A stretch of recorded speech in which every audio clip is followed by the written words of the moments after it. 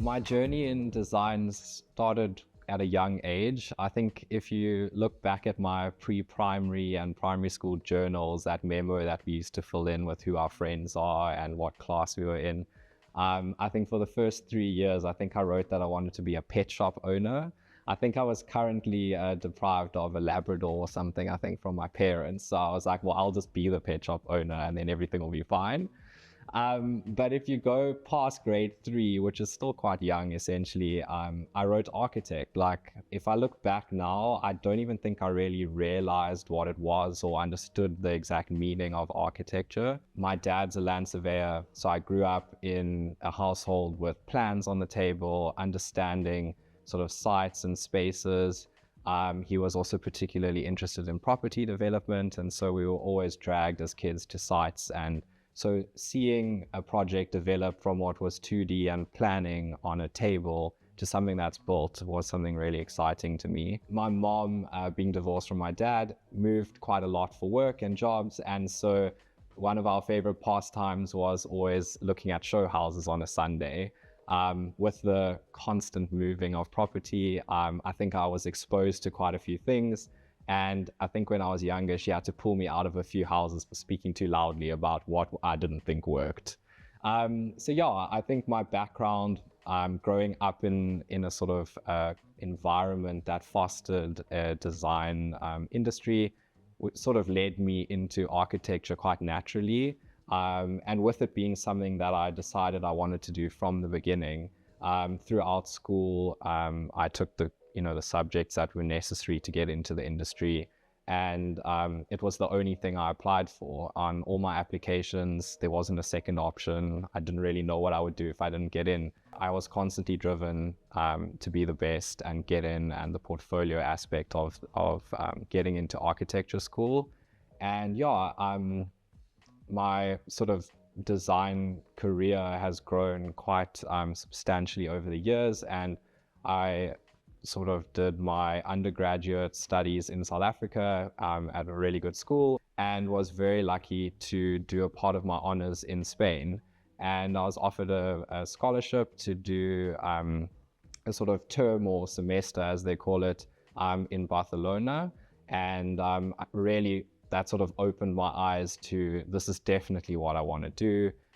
Super involved my decisions in trying to bring the sort of finesse of European design and architecture back to South Africa. So an influential person in my growth in design would definitely be Mark Bilivan from Toyota.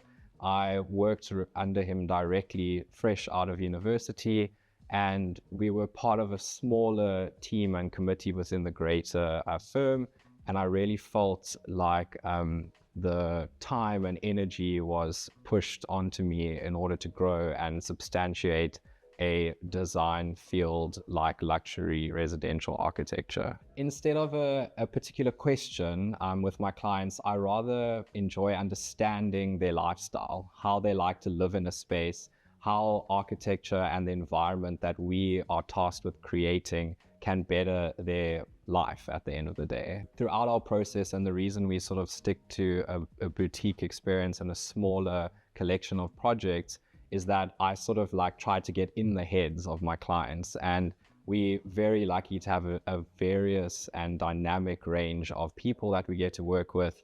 And that sort of keeps us intrigued and vulnerable through the process, where sharing of knowledge and information guides the process through to the end. So Penthouse A was originally quite a pokey, closed off, dark space. And so the biggest challenge was opening it up and maximizing the view that you've just mentioned.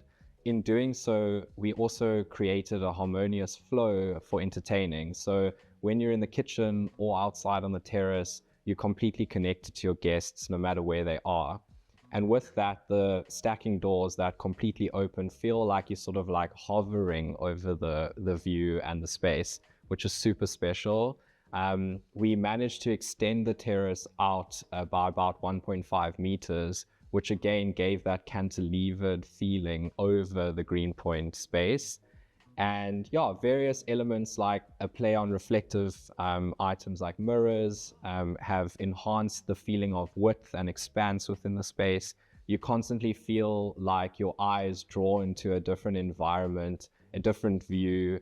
The one mirror column, for example, we found as soon as we placed the mirror on it, we just saw the Mooley Point Lighthouse in it. And so what it does is the materiality and the space has fully enhanced the view towards Greenpoint. One of the unique features the clients wanted, being avid cooks, was a large kitchen space. And originally we were confined with quite a tight structure and a narrow galley style kitchen at the back. We were able to create this conservatory styled kitchen at the back of the property that fully pushed out the view towards the back as well. And what I did with the green planter space that's behind it is linked the greenery of Greenpoint Park in the front to the greenery at the back. So even though we're in a somewhat apartment-like space, you're constantly surrounded by greenery and nature. As a designer, I'm drawn mostly to natural materials. I play a lot with off-shutter concrete. It's one of my favorite materials in the sense that each project is unique. The timber impregnated off-shutter concrete in particular lands up leaving every project with a unique imprint at the end of the day. I think to sum up my design philosophy, I'd probably use the words comfortable, contemporary. I like to design spaces that are clean lined, yet still extremely habitable and comfortable. When designing your own space, instead of having a client brief, I sort of draw inspiration from the property itself as well as its surroundings. There's obviously a few commercial aspects that you want to bring into the design, especially area-specific things like number of bedrooms, size of rooms and spaces. There's a sort of risk base that you can take when it's your own space and you don't necessarily have to sell the idea to a client. These risks can either be really expensive flops or they can be really amazing features of the home at the end of the day. I tend to use these projects of my own as sort of like design outlets where I get to experiment and try things that are maybe a bit risky for clients. And if they are successful, I then get to implement them in other spaces. The biggest challenge with this project in particular is that the house was built in 1856. And so a lot of the time afforded on the project was actually just trying to maintain the property and bring in its years of bad repair and neglect to a state of place that we could actually renovate. I think one of the biggest victories of the space was definitely this tension point that we created between the old and the new. One of the sort of driving design factors behind the implementation of the design was that I conceded to sort of design a viewing box, which is the new section of the house, that enabled you to look back onto the heritage home and appreciate its detail and its heritage. And in doing so, the rawness and the simplicity of the contemporary lines of the new box sort of highlight those features at the end of the day.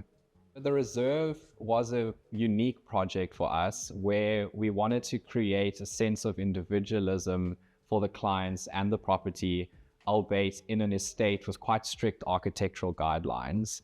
So in doing so, we managed to create a series of wings of the house that were essentially connected through breezeways and courtyards.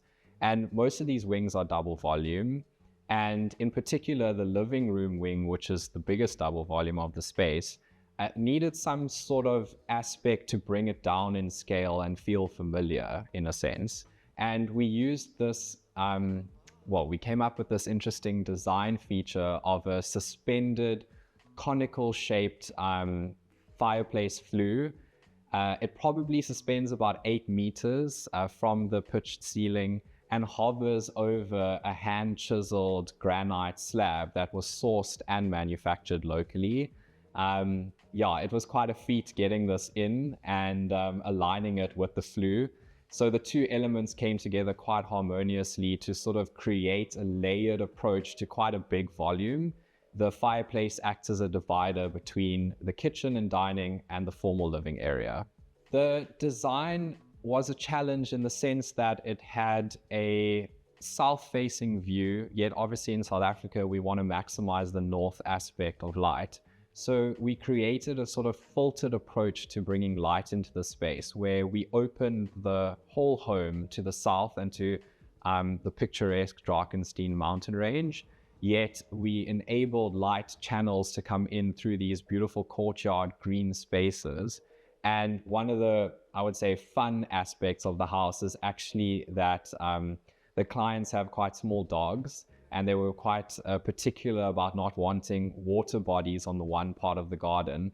So in order to layer a jacuzzi or slash pool within that space, the whole deck structure actually remotely moves away to enable you to have a jacuzzi underneath, which is quite a cool party trick at the end of the day. When starting a design, I fully believe in integrating the indoors with the outdoors. And in doing so, these green lungs within a space, I really feel like they make for a happier and healthier living environment. In this particular project, with being an apartment per se, we were afforded, luckily, the option of going out and having a planter space. And in doing so, using that greenery at the back to connect us to the greenery of the Greenpoint Park on the other side. The black kitchen as well as black ceilings further enhances that sort of vignette of greenery that's in the background, and I think it was quite successfully implemented in the space. I think South Africa and our designers are exceptional people. They're pushing boundaries on every level, and at Studio BHD we really try and use as many of them as we can from the start of the project to the end, instead of replacing local talent with international brands.